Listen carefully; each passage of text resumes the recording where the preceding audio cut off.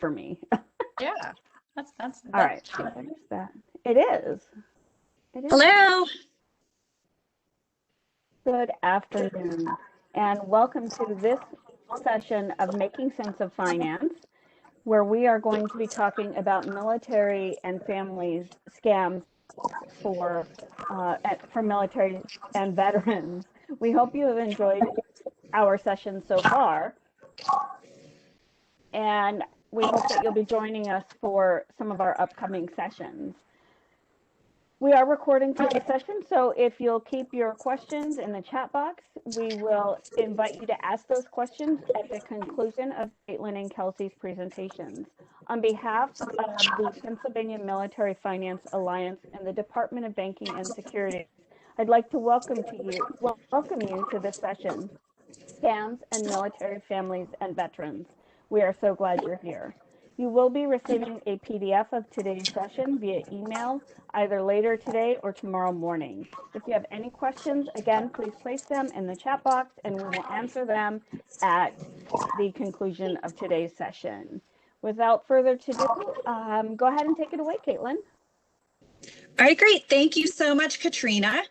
Good afternoon, everyone. My name is Caitlin Driscoll, and I'm the Public Relations Director of the Better Business Bureau serving Western Pennsylvania. I'm also joined by co-presenter Kelsey Coleman, who is the Director of Communications and Public Affairs from the Better Business Bureau serving Metro Washington, D.C. and Eastern Pennsylvania. But would like to start off by wishing everyone a big, happy Military Appreciation Month. Thank you for your service, as well as certainly for taking time out of your busy afternoons to attend today's presentation. And during our discussion, we're going to identify the riskiest scams that are currently targeting members of the military, veterans, and their families, and provide helpful BBB tips and resources for detecting instances of fraud. And we're also going to discuss how you can help by reporting scams that you encounter to become a fraud fighter and assist in our efforts in protecting the public. Now, to give you some further background information about the Better Business Bureau, we believe in a fair and honest marketplace where businesses and consumers both work together to build trust in one another. And scams undermine and erode that trust. They steal billions of dollars from all of us as consumers every year. BBB offers a variety of free resources and programs to people, including the ability to research businesses through our over 6.6 million BBB business profiles, our free dispute resolution services, as well as our BBB scam tracker tool, all available on bbb.org to help you avoid scams and connect you with businesses that you can trust. And BBB Scam Tracker was created by the Better Business Bureau as a free, interactive, crowdsourced tool that allows both businesses and consumers to report any scams they encounter. But it also allows us at the Better Business Bureau, as well as our government, law enforcement official partners, to track and expose these different scams and gain further insight into scammers' techniques.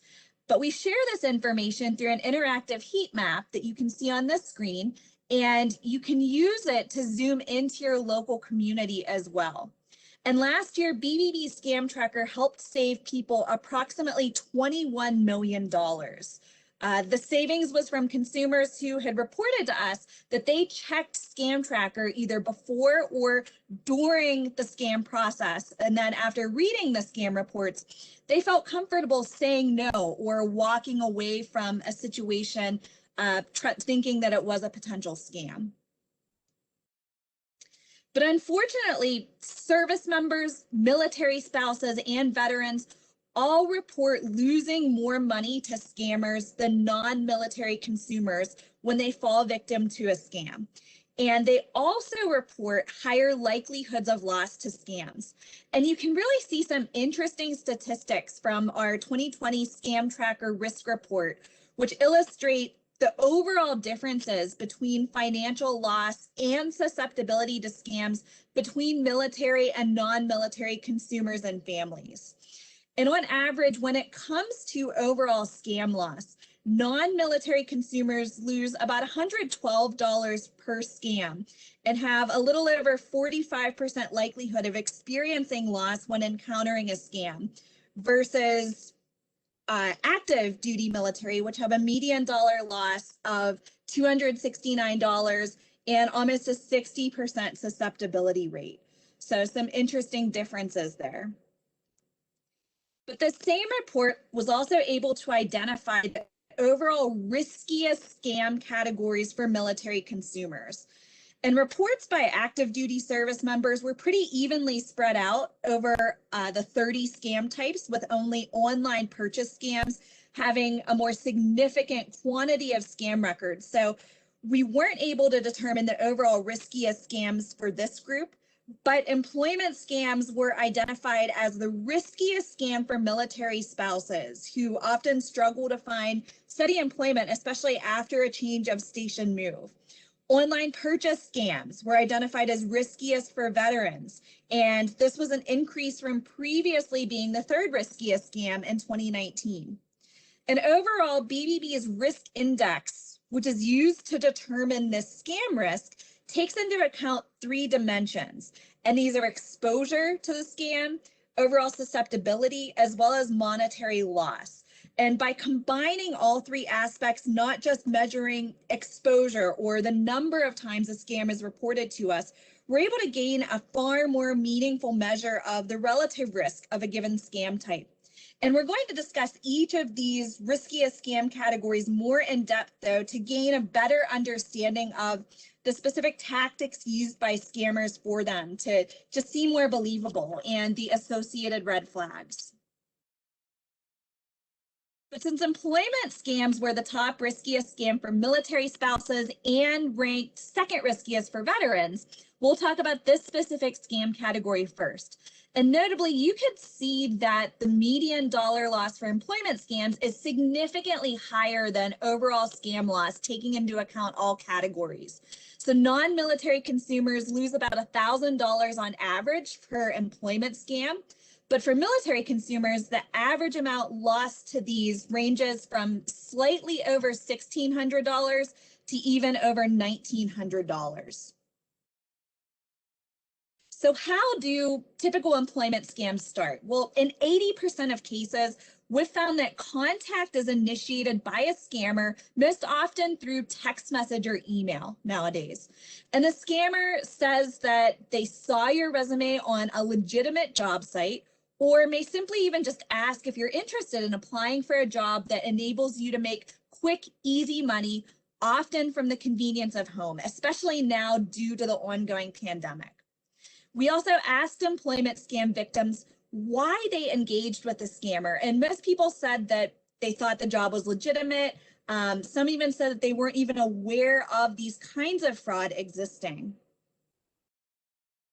But one of the more common ways scammers trick job seekers is also by impersonating legitimate companies that are well known and have a lot of employees, especially brands like Amazon and Walmart. But these scammers, of course, have zero connection to these legitimate employers. So they're just using the names of brands that we all trust and know to gain that confidence of victims. And scammers will post these fake jobs on legitimate job boards, or just create fake job posts that appear to be hosted on these legitimate employment search sites. And these fake employment opportunities are often positions with very few prerequisites or requirements to have that wider appeal to more people. In fact, 65% of fraudulent job offers nowadays are related to becoming a warehouse redistribution coordinator or some similar title involving the reshipment of packages, but these often do contain stolen goods too. And the way that these scammers gain the trust of their victims is not only through impersonation of known employers and job boards though, but also through a very elaborate and high-touch process. For example, 70% of people that had reported engaging with an employment scam actually received some kind of offer letter, and about half had sent a resume or even had a phone interview with a scammer. One of the most popular tactics used by employment scams is also the fake check scam, in which the target is asked to deposit a check and then transfer funds to another account before they realize the original check is bad. 36% of those who reported employment scams said they received a fake check, but we'll talk about this scam category a bit more in depth further in the program. Scammers also use employment scams to obtain personally identifiable information from their victims, which can then be later used to commit identity theft. And 34% of people who report employment scams do end up sharing a copy of their driver's license. 26% also provide their social security number. But in order to prevent falling for an employment scam, it's vital to do your background research on the job offer. Take the time to find the job listing on the company's website directly, especially if it's with a well-known national or even international brand. And be especially cautious of those work from home offers, shipping and warehouse opportunities, or even secret shopper positions. Because again, 65% of fake job offers are related now to becoming a warehouse redistribution coordinator, some similar title involving the reshipment of packages. You want to make sure you watch out for on-the-spot job offers too. So you might be an excellent candidate for the job, but just beware of offers that are made too quickly or without any kind of interview. Be cautious sharing personal information or any kind of prepayment. Scammers promise work from home jobs, higher salaries, flexible opportunities if you pay for coaching, training, certifications, or directories in advance. But if you're paying for the promise of a job, it's probably a scam, and be wary of those vague job descriptions, because in order to reach as many people as possible, scammers will try to list job requirements that are broad enough to enable most people to qualify. Now, online purchase scams are the next risky scam we'll talk about, as they were identified as being the #1 riskiest scam for veterans, the second riskiest for military spouses, and were also a highly reported scam category by active duty military. And with online purchase scams, the median dollar loss for non-military consumers is $93. So you can see that the average financial loss for all military consumers is higher than non-military with us. Military spouses and veterans are also more susceptible or more likely to lose money to online purchase scams than non-military consumers. But overall, when it comes to shopping online in general, we do recognize that most people have increased their online presence since the beginning of the pandemic due to stores being shut down and also taking additional precautions to reduce potential exposure to COVID.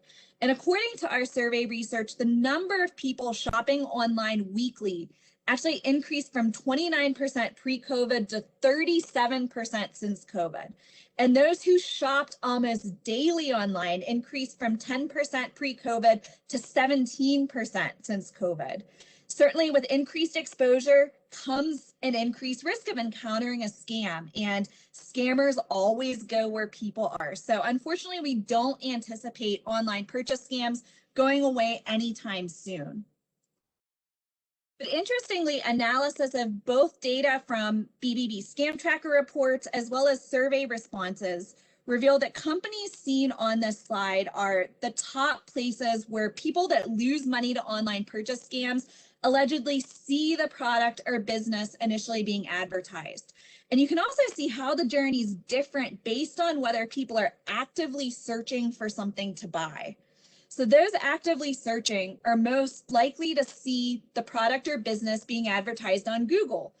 For example, those scam reports most often start off as something like, I found a website on the first page of a Google search. There was an ad on Google, or I was looking for a product on Google Shopping. Those passively searching or not searching at all in advance of making the purchase are exposed primarily on Facebook. So for example, I saw their products on a Facebook ad, or I saw a product posted on Facebook Marketplace. And people likely put their guards down more often since these platforms are ones that they trust and that they're on usually a daily basis. We've also found that when it comes to online purchase scams, that sales price is that primary reason or motivation for victims to initially engage with the scam. And this reflects the impulsive nature of the purchase and just how important it is to be attentive of those too good to be true offers. The overall motivations to engage as well as the risk do vary, though, based on product type too. So that's important to point out. And when it comes to specific categories of online purchase scams, the riskiest product category we found by far involves pets and pet supplies. However, it also seems that consumers are getting smarter around these pet scams. As you can see, based on the lower susceptibility rate here, this lower susceptibility may indicate that scammers could and will eventually start pivoting to other products where scams aren't as expected though. And it's important to note the overall seasonality effects of product purchases and their impact on online purchase scams too, especially around the holidays and due to COVID. Some products in this list, such as motor vehicles, decreased their risk in 2020, most likely due to the decrease in demand for such items, while the medical and nutrition category, including masks, occupied the second place instead.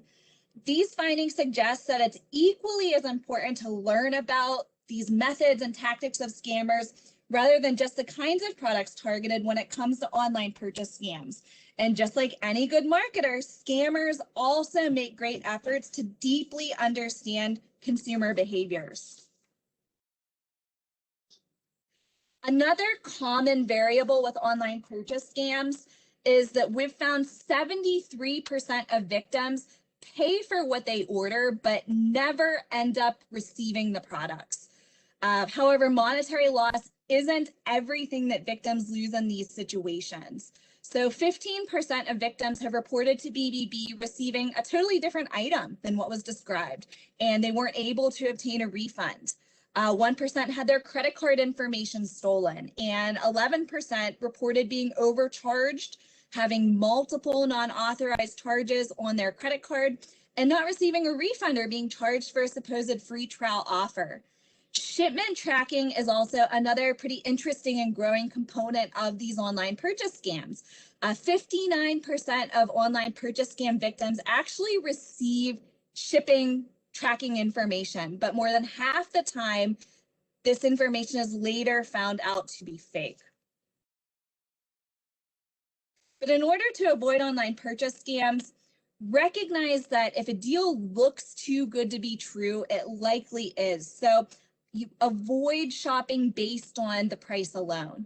Before you buy, do your research. Beware of making those quick purchases while scrolling social media. Check a website's URL for errors and inconsistencies. Watch for bad grammar, new domain names, and search for accessible contact information. Read online reviews about the company or website. Check with the Better Business Bureau in advance. And just remember, scammers are great at mimicking official seals, fonts, other details to copy legitimate businesses. Just because a website or email looks official doesn't mean that it is. You want to look for that HTTPS in the beginning of the URL with the extra S standing for secure and a small lock icon on the address bar. Never enter payment or personal information into a website with only HTTP because it's not secure. And when it comes to payment, you always want to use secure, traceable transactions. So avoid paying by wire transfer, prepaid money card, gift card. Mobile transfer apps are also big now, but any of those non-traditional payment methods when it's someone that you don't know and trust. If you receive tracking information from a company, look closely to make sure that you're dealing with a legitimate business as well. So don't just click on that tracking link. Go to the shipper's website and type in the code yourself to see if it's real. And you also want to recognize that that risk of online purchase scams does rise during the holidays because more people are making online purchases, but also because scammers are offering the most popular products for the season at great prices. So be careful purchasing sought after products, especially during and leading up to the holiday season.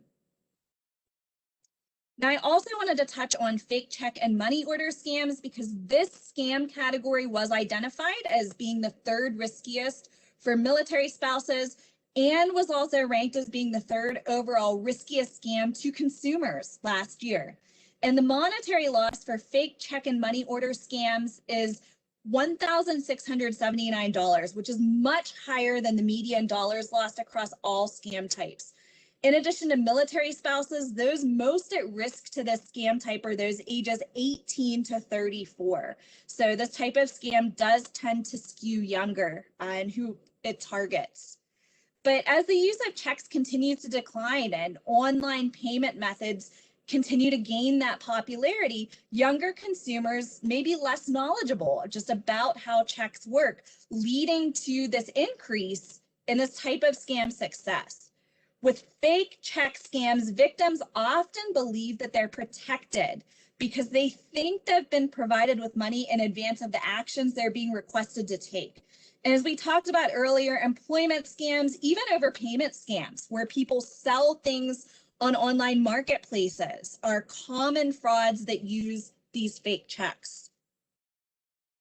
But there are two big things to remember when it comes to avoiding fake check and money order scams.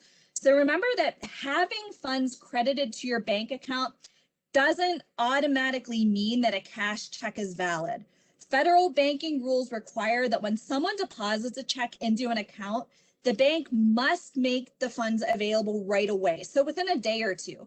But the bank also has the right to recover the money from the account holder if the check is found to be counterfeit.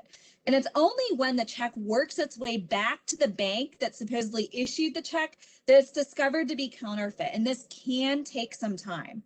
And the second thing to remember is that cashier's checks, postal money orders, they can be forged.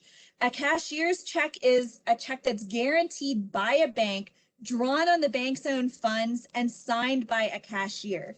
Cashier's checks are treated as guaranteed funds because the bank itself, rather than the individual account holder, is responsible for paying the amount of the check. If a person deposits a cashier's check, the person's bank must credit the account by at least $5,000 the next day. And the same holds true for postal money orders. If you do find that you've deposited a fake check into your account, make sure you notify your bank or the bank that appears to have issued the check as soon as possible. File a complaint with the Federal Trade Commission and with the Better Business Bureau as well. But the last scam category that we're going to discuss, which is especially timely now due to it being home improvement season, involves home improvement scams. These scams were identified as being the third riskiest scam category for veterans and the fifth overall riskiest scam for consumers in 2020. And the average monetary loss for a home improvement scam is almost $1,200. Men also tend to be at a higher risk of falling victim to these kinds of scams. So if you're looking to hire any kind of home improvement contractor to do work at your home or property this spring or summer, the Better Business Bureau is really reminding people, be sure that you're hiring someone reputable who is even properly registered to do the work. So the Home Improvement Consumer Protection Act does require that all contractors who perform at least $5,000 worth of home improvement work per year, or $500 on any individual job, register with the Bureau of Consumer Protection of the PA Attorney General. And to find out whether a contractor is registered with the Attorney General's office, you can always visit attorneygeneral.gov. You also want to research home improvement contractors with the Better Business Bureau to discover their rating from a scale of A+ to F, reason for that rating, a 3-year complaint history, any positive, neutral, or negative customer reviews, and more helpful information to ensure that you're really dealing with someone you want to trust with your hard-earned money and sometimes even personal information. Before you make a financial commitment, solicit at least 3 bids or estimates from prospective contractors and make sure that these are based on the same building specifications, materials, labor, time needed to complete the project. Don't automatically go with that first bid you receive. And remember too, the contractor with the lowest bid may not always be the one best suited for the job.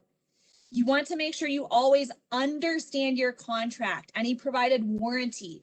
Consider it a red flag if someone is claiming that a contract just isn't necessary for your job. Before you sign, read it over in its entirety. Don't sign if there are blank lines or statements you don't entirely understand.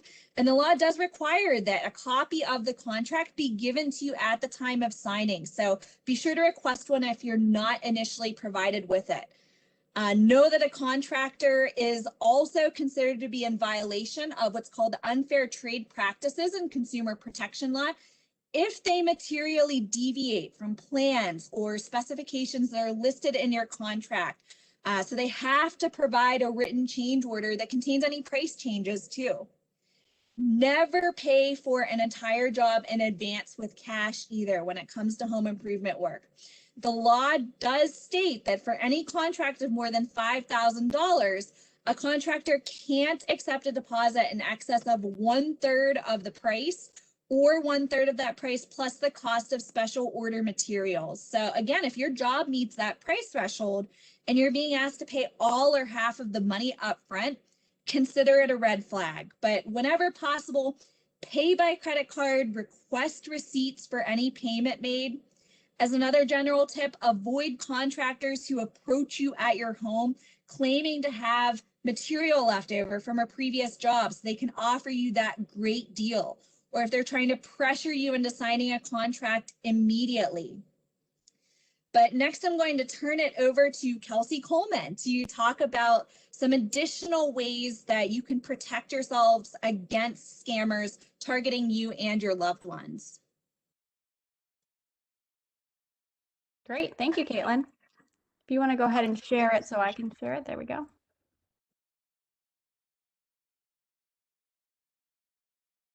All right. Can you see my screen? There we go. Yep. Okay. All right. So let's take a look at what you can do to protect yourself, your family, or your loved ones from scams. Much of it starts with knowing what risk factors make you a prime target. Oftentimes we hear that there were several reasons why a consumer continued to engage with a scammer. Many people tell us that the fraudsters seemed official, that they felt under time pressure, that they thought the person was nice, they were worried about missing out on an opportunity, or that the fraudsters seemed to know personal details about them. In the military community, deference to authority and being on a time crunch are part of your regular lives. Scammers persuade people to comply with their demands by circumventing your defenses. Sometimes they're nice, and other times they use threats to get your attention, whatever they think will work best in conning you out of your hard-earned money. So what can you do? The first tip is to focus on financial health and knowledge on financial topics. Prior research has indicated that people who are under financial strain may be more susceptible to scams, especially scams that promise financial rewards or an opportunity to get out of debt. In our 2019 study with the FINRA Foundation in Stanford, we found that households making $50,000 or less per year were more likely to engage and lose money in a scam. In addition, those who lost money and were significantly more likely than non-victims to show signs of financial insecurity. This included spending more each month than what they made, not having at least $2,000 in savings for an unexpected emergency, and feeling like they were carrying too much debt. While levels of financial insecurity varied by scam type, advance fee loan, investment scams, and lottery and prize scams in particular were risky for those feeling financially insecure, and it's possible that the scams themselves contributed to the financial insecurity of the victims. What's important to remember is that scammers are opportunists. They look for people trying to catch up or get ahead. In our research, we also asked participants 5 questions to gauge their financial knowledge. Those who ended the scam attempt immediately scored higher on the quiz, with an average of 3.3 out of 5 correct answers. The average score of those who engaged but didn't lose money was a 3, and those who lost money was a 2.7 correct answers out of 5. You can take this quiz yourself if you'd like. Simply search for the FINRA Financial Literacy Quiz or visit www.usfinancialcapability.org/quiz.php.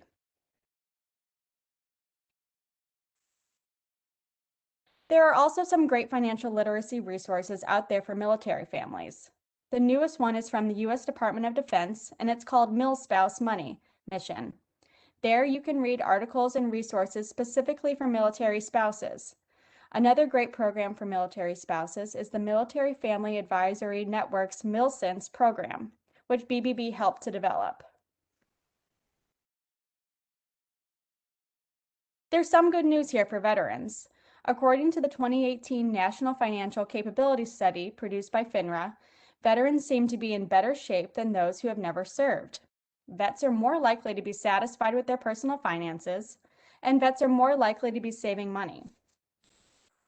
Nearly 2/3 of veterans say that they have no difficulty covering monthly expenses and bills, compared with half of those who have never served.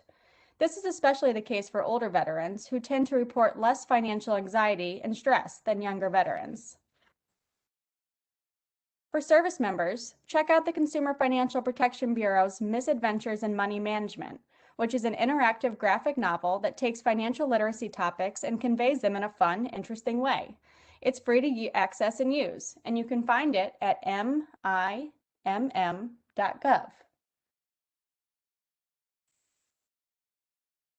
Another key factor that increases your risk is feeling isolated or lonely. Scammers like to isolate their victims. They want to keep you from calling friends, family, or neighbors. And this keeps their influence over you and makes you feel more likely to do as they ask, without second guessing and taking the time you need to really consider their offer. People who engage with a scammer and those who lost money express significantly higher feelings of loneliness. Specifically, losing money was associated with more frequent feelings of being left out, lacking companionship, and being isolated.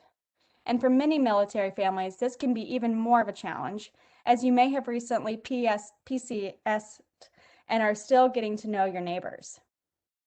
Never let a scammer keep you on the phone or make you respond immediately. Instead, reach out to a loved one, even if they don't live nearby, and ask for a second opinion.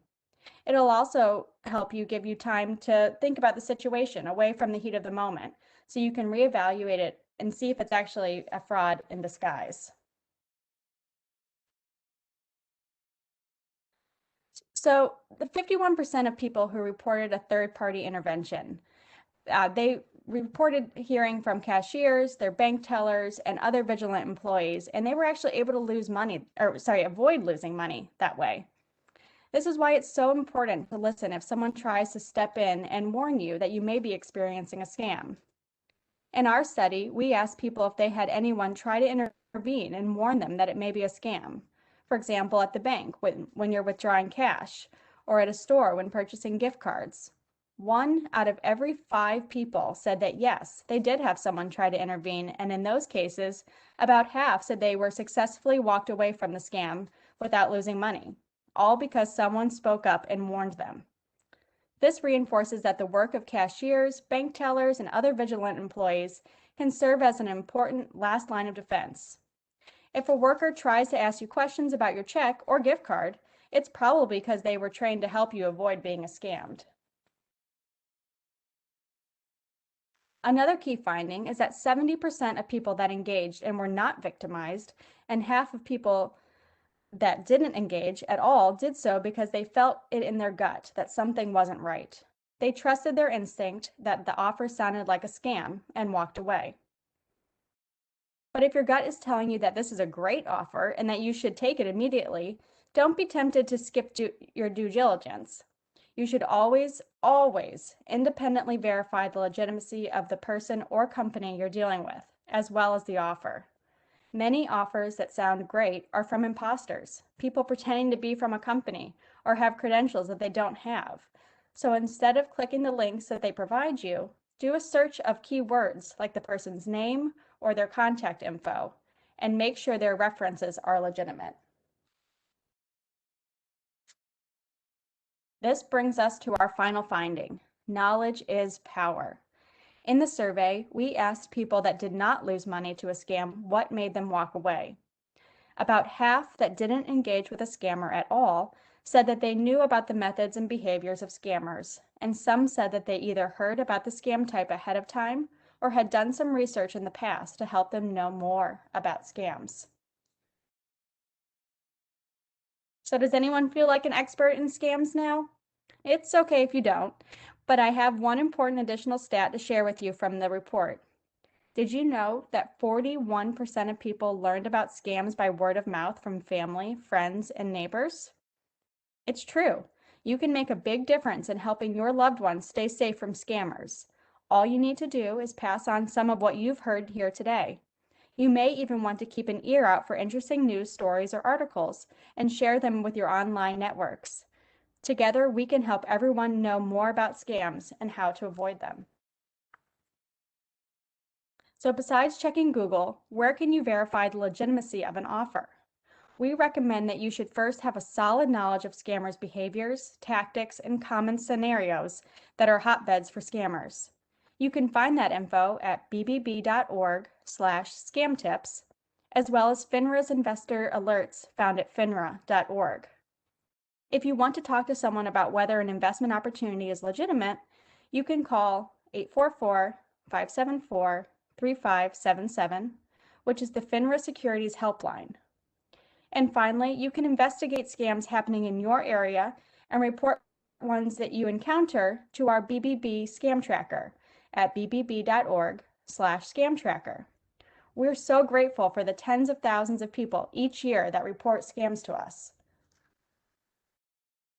One other great resource I'd also like to highlight is FINRA's Broker Check tool. This allows you to check the background of financial brokers, advisors, and investment firms. If you think you're about to do a great investment opportunity and the person or company doesn't have the right credentials to legally sell you the investment, it very well may be a scam. Broker Check is a free and simple tool to use. Just visit brokercheck.finra.org. So to summarize, here are some key tips to guard yourself and your loved ones from scammers. Be especially wary of scams on social media and websites. 1 in 2 people that reported engaging with a scam via a website or social media reported losing money, which is much higher than any other contact method. Before continuing a conversation about a great offer you just can't refuse, stop and walk away. Take just a moment to independently verify a person or business before giving over your personal information or your money. If they are legitimate, the offer will still be there waiting for you. You can also search the Better Business Bureau's Scam Tracker for keywords that describe the offer that you've encountered. We hear stories all the time that people search BBB Scam Tracker and confirm their suspicions that the offer was a scam. Don't let scammers isolate you or make you feel lonely. Instead, step away and contact a family member or friend for their advice. They may have experienced something similar and may have some thoughts that can help. And remember, you can always call or email your local Better Business Bureau and ask for a third-party opinion at absolutely no cost. If we can't give you an answer, we can tell you what to look for, how to verify the claim, and where to go for more information. Thank you so much for your time today. Feel free to visit bbb.org/military for more ways the Better Business Bureau can help you thrive in a trusted marketplace. We'd also like to thank FINRA Foundation for their support in helping us share this great research, much of which comes from our co-branded Exposed to Scams report. And at this time, I will go ahead and turn it over to questions. Feel free to put them in the chat box if you have any.